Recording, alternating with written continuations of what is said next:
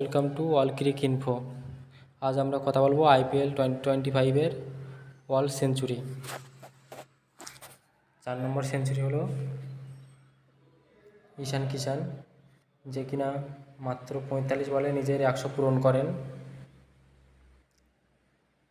এবং লাস্ট অবধি 47 বলে 106 রানের এক ঝোড়ো ইনিংস খেলেন, যার মধ্যে 11টা 4 এবং 6টা 6 ছিল।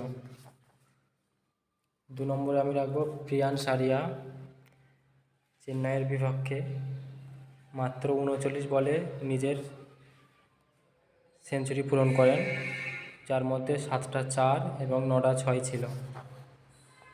3 নম্বর হচ্ছে অভিষেক শর্মা, যে কিনা 40 বলে নিজের সেঞ্চুরি পূরণ করেন পাঞ্জাবের বিপক্ষে, এবং এর মধ্যে ছিল 11টা 4 এবং 6টা 6।